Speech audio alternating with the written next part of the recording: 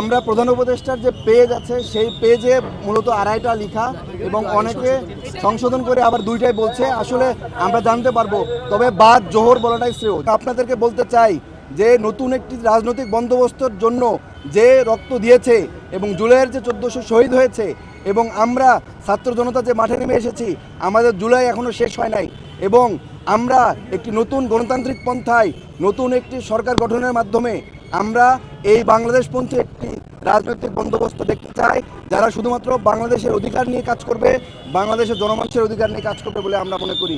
আপনাদের সবাইকে ধন্যবাদ। আমরা পরবর্তীতে আবার যদি কোনো আপডেট থাকে আপনাদেরকে জানাবো।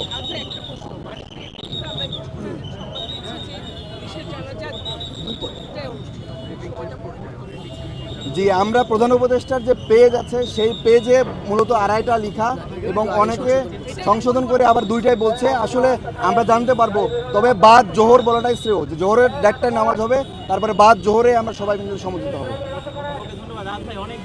ধন্যবাদ।